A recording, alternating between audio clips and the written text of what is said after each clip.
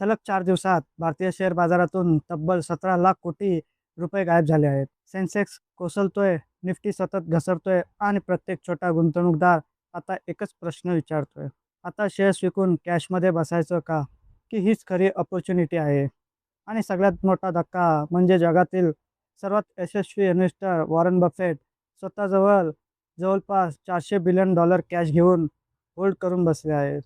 मग सामान्य इन्व्हेस्टरने काय करावं? तर आजच्या या व्हिडिओमध्ये आपण समजून घेणार आहोत इंडियन स्टॉक मार्केट अचानक का क्रॅश होत आहेत आणि वॉरन बफेट खरंच काय सिग्नल देत आहेत आणि अशा काळात स्मार्ट इन्व्हेस्टरने नेमकं काय करायला हवं. म्हणून व्हिडिओ शेवटपर्यंत नक्की पहा.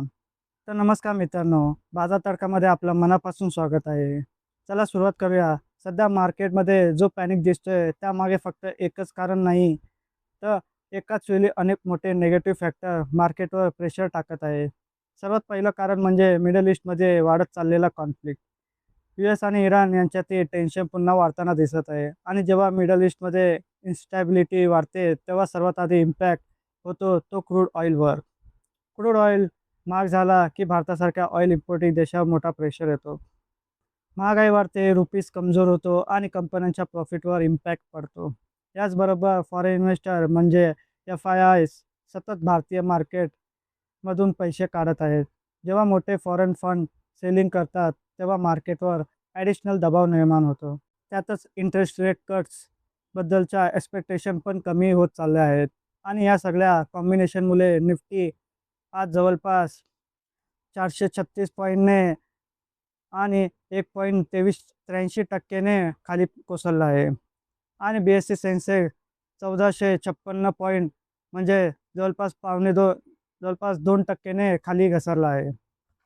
म्हणून या दोन्ही इंडेक्समध्ये शार्प करेक्शन दिसत आहे. 4 दिवसात जवळपास 4% मार्केट खाली आलं आहे. आता इथे सर्वात महत्त्वाचा प्रश्न की फक्त टेम्पररी पॅनिक सेलिंग आहे की मोठ्या क्रॅशची सुरुवात आहे.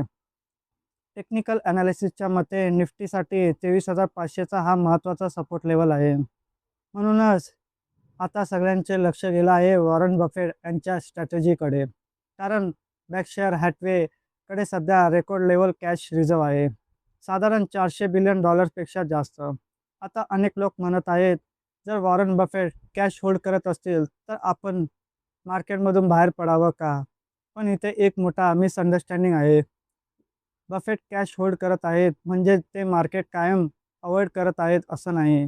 ते योग्य अपॉर्च्युनिटीची वाट पाहत आहे. जेव्हा क्वालिटी कंपनीज अट्रॅक्टिव्ह व्हॅल्युएशनमध्ये मिळतात तेव्हा बफेट ॲग्रेसिव्ह बाईंग करतात.